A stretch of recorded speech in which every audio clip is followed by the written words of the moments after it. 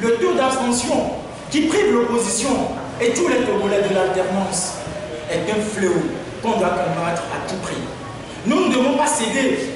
Ce n'est pas parce que l'alternance tarde à venir que nous devons rester dans nos maisons respectives le 15 ou le 25 avril, attendant que les autres le fassent à notre place. La diaspora togolaise ne va pas descendre. Dieu ne va pas descendre en personne pour réaliser l'alternance à notre place. Au contraire, nous devons nous battre, nous devons lutter, nous devons aller vers l'avant si nous voulons effectivement que les choses changent. Étudions si vous voulez effectivement que vos conditions soient meilleures. Nous devons lutter, nous devons aller voter le 15 ou le 25 avril, comme nous le disent. Mes chers camarades, nous sommes ici présents. La lutte ne sera pas facile. Elle ne sera pas du tout facile, je vous le dis. Nous sommes partis des constats comme on vient de vous l'énumérer. Nous avons sillonné près de 3 quartiers de l'ONU, c'est-à-dire les quartiers verts, les quartiers Adapam et les quartiers ADU, réputés pour être le fief du parti. Mais eux tous, ils ont témoigné leur volonté de ne pas voter le jour du scrutin. Parce que pour eux, les conditions pour voter ne sont pas claires. Les jeux ne sont pas transparents et par conséquent, on connaît déjà le gagnant. Pour eux, il n'est pas question que l'élection tienne sans les réformes et l'audit du fichier électoral. Mais nous disons que l'opposition togolaise a toujours gagné les élections présidentielles dans ce pays. Et nous savons effectivement que vous aussi, vous le savez.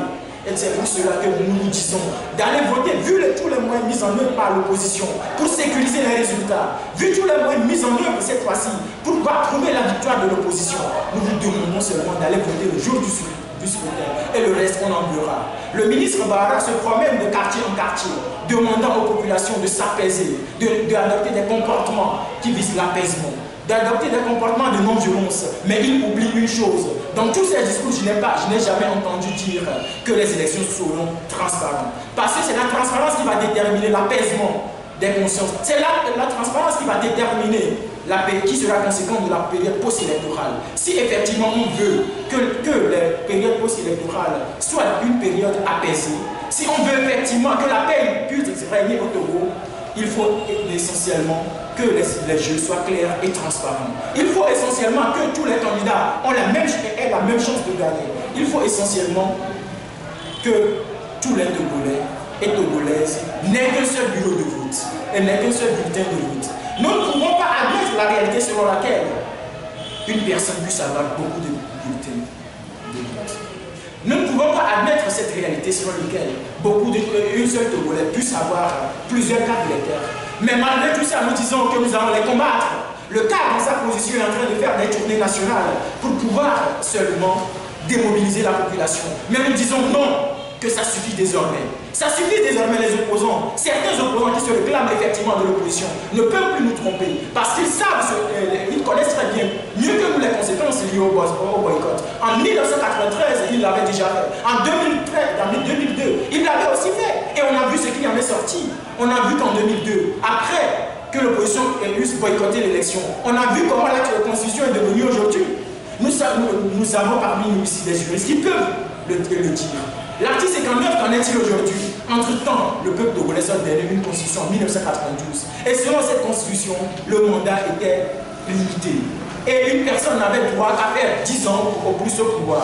Mais aujourd'hui, on assiste à une troisième candidature, voire à un troisième mandat du président sortant. Et je ne veux pas le nommer. Vous le savez mieux que moi. Mes chers camarades, le cas est en train d'adopter une stratégie qui est contre-productive à toute l'opposition. Et nous ne pouvons pas la mettre cette position.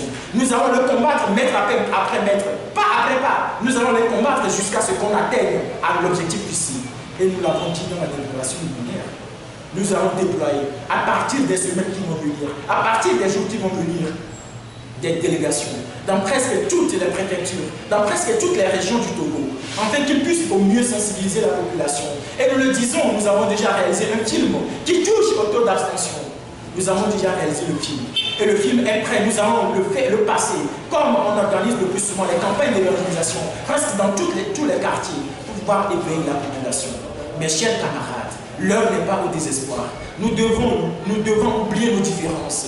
pour sauver cette nation. Si nous voulons effectivement que les choses changent, si nous voulons effectivement que nos conditions de vie changent, si nous voulons effectivement que nos conditions de travail changent, nous devons lutter. Et cette lutte se trouve dans les urnes. Nous ne devons pas perdre le chemin des urnes. Au contraire, nous devons le retourner. Dire que nous n'allons pas voter le 15 avril, c'est laisser libre cours au président Faure de faire un troisième mandat. Et quand ils vont essayer, et quand ils sauront qu'effectivement l'électorat de l'opposition s'est démobilisé, ils vont crier haut et fort sur tous les médias. Ils vont dire, nous avons toujours gagné.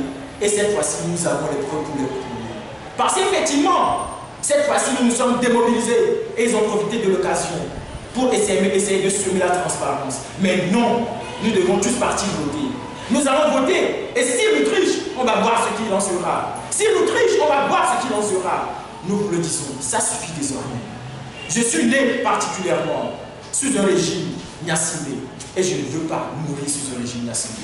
Je suis né sous un régime qui ne respecte même pas les citoyens. Je suis né sous un régime qui essaie d'occasionner la gabegie financière. Je suis né sous un régime tyrannique, qui n'est pas respectueux des droits de l'homme. Mes chers camarades, l'heure n'est plus à l'abstention. L'heure n'est plus à l'abstention. L'heure n'est pas à la démobilisation. L'heure n'est pas au désespoir. Nous devons avoir foi. Même si la lutte est dure, même si elle tarde à venir, même si la liberté, l'alternance et le changement tardent à venir, nous devons avoir qu'une seule idée. Tôt ou tard, la liberté sera. Merci.